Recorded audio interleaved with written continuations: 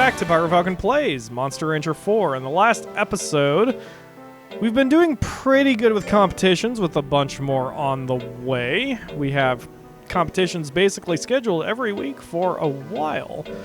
And Loza won his first one, which is just wonderful. So I think everyone's doing pretty well, other than Ryu, who failed the official tournament, but we are going to fix that, I assure you. Alright, Aerith, yes, you get to rest again. Loza... Okay. Every time I change episodes, I have to minimize my Excel sheet, which is really a calc sheet, since I use OpenOffice. Anyway. Alright, Loza is... doing speed. Loza is working on speed. Heckhound is working on accuracy. I'm gonna actually rest him this... no, I won't. He's doing alright. And Engel is working on power. And fine. And the Akamura is interrupting me to try the pasta and proceeded to trip over her own feet. You have little deer ant? Okay. Yes, it's very good. I would totally fuck that pasta. Oh god, it's so spicy. Really? The giggle? That's the Foxy stabs you in the chest giggle. Oh god, it's so weird when you do that and so terrifying. Ah, god, why? Alright, Loza. Now you're playing it up, and I forgot to see if anyone needed to be praised or scolded. Maybe being harsh with the monsters has helped out, because now it seems I'm pulling, like, not under 70% anymore for anything. Are you on the... Oh, that's not a trampoline. Ugh, god. Wait, where is... Okay, you need food. Have a squid. Nom nom. Yummy, yummy squid. Or maybe gross. I don't know. I've never tried it. Okay. And... Ah, there you are. Okay, Aerith, have a... nanner. Since I've been feeding her nothing but nanners, let's check her body types again and make sure that I haven't, like, made her normal or whatever it is. Nope, she's still thin. Excellent. Okay, great. So nanners are the way to go with her. Man, I wish I had seen that from the beginning. Instead of jamming a bunch of cake down her cake hole, making her fat, and then throwing a bunch of vitamins in her face. Man, no wonder she hates me. Anyway, but now we're both happy. She gets nanners, so she satisfies her sweet tooth, and I get a pixie who does not constantly get fat. Win-win, baby. Win-win. Hi. Really? Wait, did I forget to ask you how long the food was going to be? Because I meant to ask you between episodes because I wasn't going to start one if I knew dinner was like 3 seconds away from happening. It's... Okay, that... no, put it there, but you were covering half my screen. Holy shit. Okay, thank you. That's perfect. Yes. That's good. Did you just say it came off the fire? We have an electric stove. According to who? Yes, the Akamura gets upset with words like forte and herbs, but yet says things like that the food is coming off the fire when it's an electric stove. And she calls my keychain holder a boot, even though it's shaped like a birdhouse with the phrase "Go Steelers" on it. There are no boots or shoes anywhere near the thing. And she calls me the weird one for not referring to it as a boot. Such is life. Such is our life. Eat some fairy dust, East. What? Well, then fucking mic up. Because I can't carry this app. I can't carry this series very well by myself. I don't know how Markiplier does it sometimes, but I do know that Markiplier doesn't friggin' play the same game for 68 episodes. And when I don't have to play the same game for 68 episodes, then it's not so bad.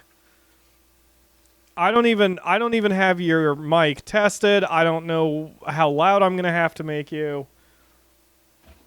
So this is going to be a very obnoxious noise. Alright, so... Alright, Heckhound gets to rest. Oh yeah, I made a bad decision. I should have rested him last week, too. Angle, you're quintuple focused, so you get to keep working. Loza, you get... yeah, you get to rest. Aerith, you're doing okay. Let's see, you have to do accuracy. We'll put you on the M target and then rest. Nope. Put you on normal target and then rest you next week. Ryu, we'll actually rest you and we will put you on the M target. Look at that. Look at that juggling. And okay, that's everybody. Okay, so the Akamura wants me to mic her up. So this is going to be a trip while I try to nail the volume correctly. Good job, Aerith. All right. Okay, go ahead and talk. Hello. Whoa. Much loud. Much quiet. Much quiet. Much quiet, much quiet, much quiet. That's about...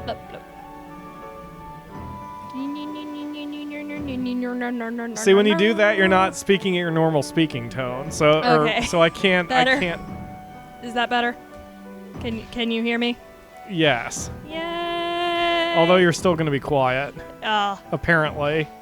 Oh. See, that gets you where I need you. Okay, then I'll just talk at this volume, I guess. There you go. Okay. There you go. So, the reason I call it the fire is because when I was a little brat, we had a gas stove. And one time, I stuck my hand on it. I burned the shit out of my hand, and my mom was like, that's why you don't put your hand in the fire. So it's always been the fire to me. Because it burns. Well, I guess you can't really argue with that logic, because even an electrical stove, if you touch the goddamn burner, you're not going to really enjoy yourself for a few hours, minutes, days. Yes. And the reason I call the key holster a boot... Oh my god! Engel has a little asshole too!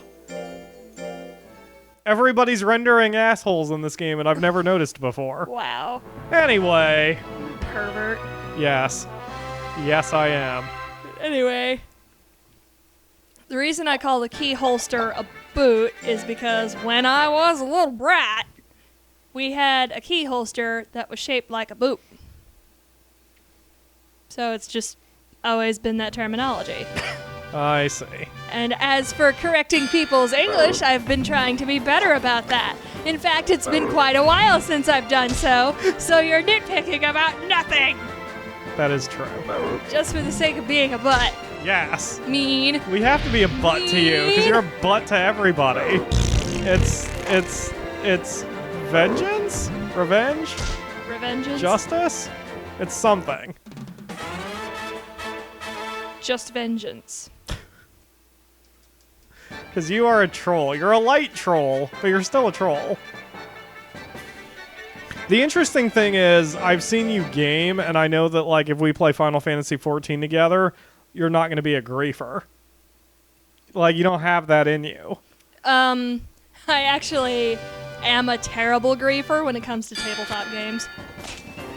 Oh yeah, you should tell the story about what you did in Dungeons & Dragons. Oh god, which one was it? Which one? You had multiple griefs?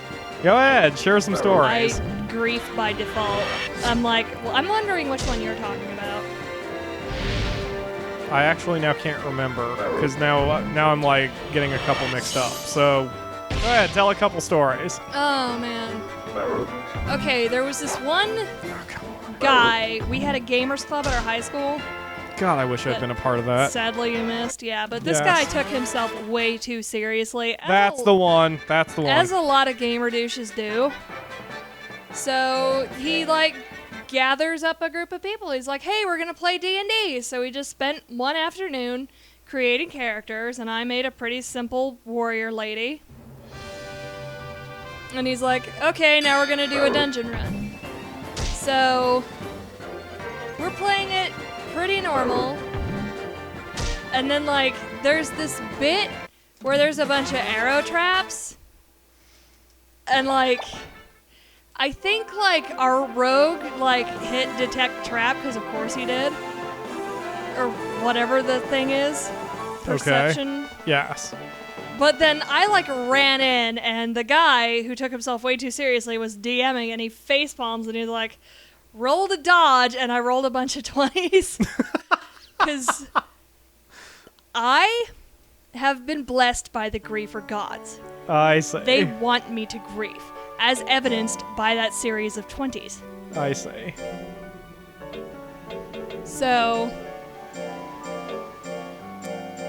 like, first of all, he got mad because I didn't get hit by any of the arrow traps, and I, like, ran forward and got to the, like, treasury goal thing. But then he, like, switched out my dice.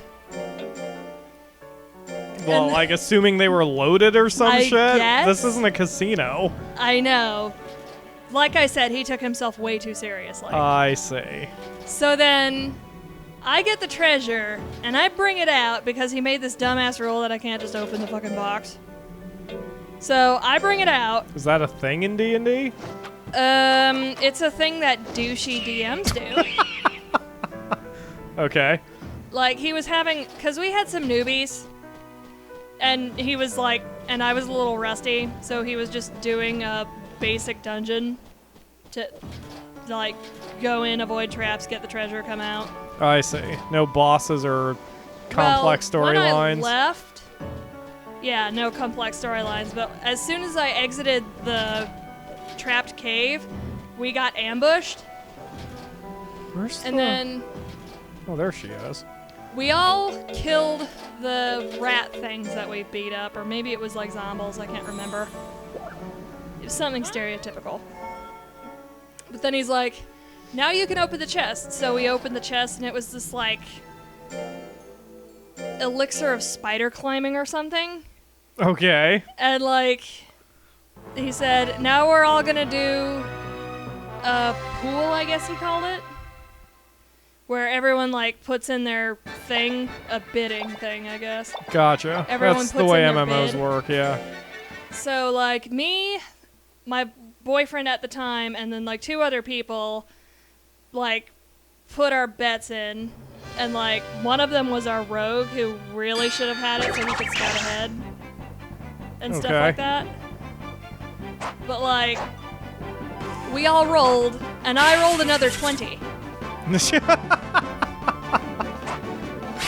the So- second set of dice. Yes. Nice. So, I got that potion, and all throughout our campaign that day, I fucking sat on that potion. You never used the potion? Never used it. And then we came to a merchant, and we're like, he, like, stubbornly refused to give me any gear drops. Because he's a butthead. Okay. So, we come to a merchant, he's like, now you can finally sell that elixir of spider climbing. So I'm like, nope, I'm gonna use it. And now I'm going to the inn to sleep it off. Needless to say, we never played Dungeons and Dragons and Gamers Club ever again. How long did that whole thing take? Like, the reason I'm asking is since I've never done D&D, and by the way, shout out to Kalo and his girlfriend Ayla, because they've actually wanted to do a small D&D campaign with the Akamura and I. We've even made our characters, we just haven't had time to actually get the thing going. But anyway, how long does something like that take? Because the way you're implying it, you just kind of banged it out in an afternoon after school, and I'm like, I figured the process of making a bunch of characters, building what we the did dungeon. Was we made the characters the week before, Oh, okay. and that actually took the entire allotted time. Oh, wow. Making the character is the hard part, Right. basically. Right. Especially when all you've got is books and no actual, like, random generators that you can use, because we didn't have an internet connection in there. Okay. Because it's the high school. Right. So that took us one day, and then the next week we ran the basic campaign, which was group of adventurers meets up, does a dungeon, goes to town, Okay. does some more adventuring, goes back to town, and it was on the goes back to town that I used the spider climbing elixir and then went to bed. So, when you're, not to like break up the flow of your story, but like, so when you were going back to town, for example, is that just like a narration where the DM is all, now you go back to town? Or do you actually go through like forests with random battle checks and that kind of thing? Yes. The second thing? The second thing, yeah. Okay. Sorry, I didn't mean to do that. But like, what he did was he basically railroaded us, giving us the impression that we had a choice, even though he wasn't giving us any other choice. Like, we went through the dungeon. First of all, he's like, you all meet in a forest clearing. There's a cave off to the side. Such great storytelling. Yeah. So we clear the trap cave, and then he's like, now you have the option to go to the nearby town. And it's like, we never had that option before. I see. Okay, but And like, given we finished that, and he's like, now there's a forest nearby. Do you want to explore it? Oh, yeah. So it's like, you know, what are you going to do? Say no? I told him I whip out the dick that I didn't have up until now, and I just start peeing everywhere. And he's like, anybody else? Do you want to explore the forest?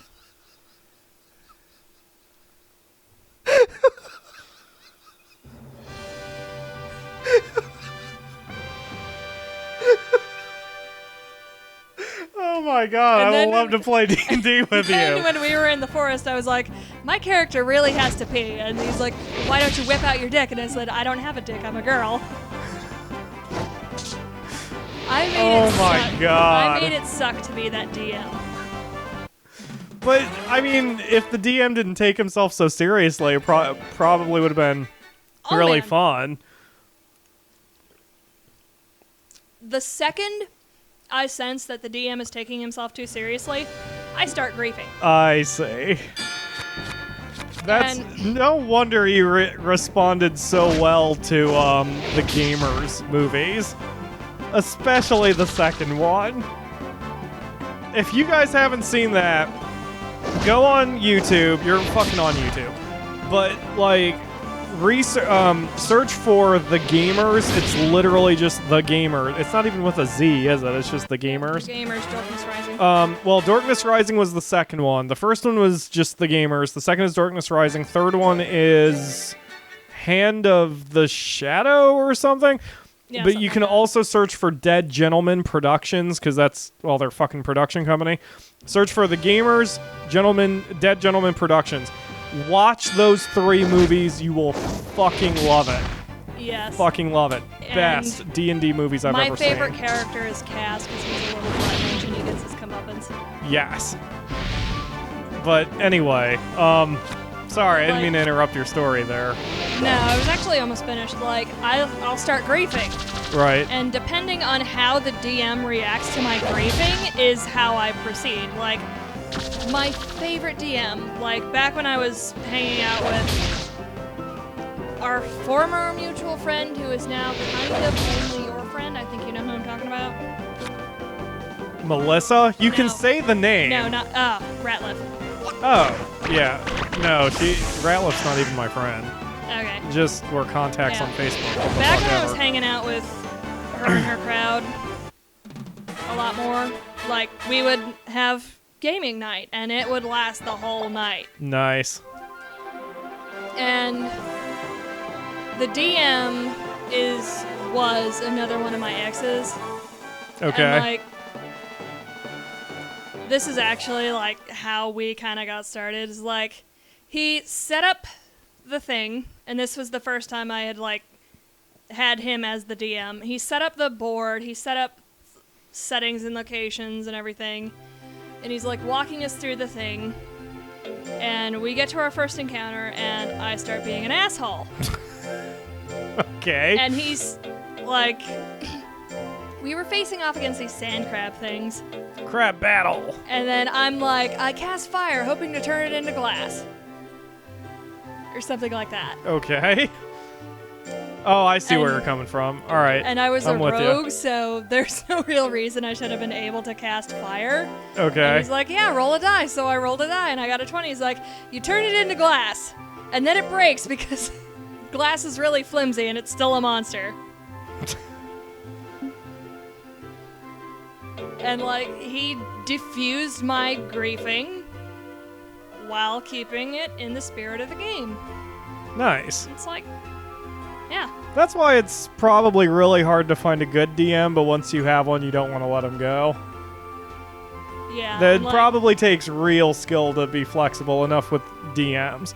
But we'll keep talking about Dungeons and Dragons, DMs, and God knows what else in the next episode, now that we're doing very well. And see, the monsters are even doing better. They're taking, you know, inspiration and energy from you. Anyway, whatever. Thanks for watching, everyone.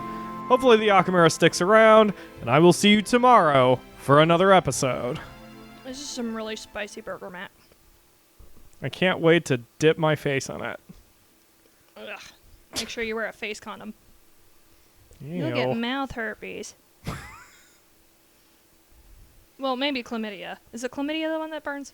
I'm not a Kardashian.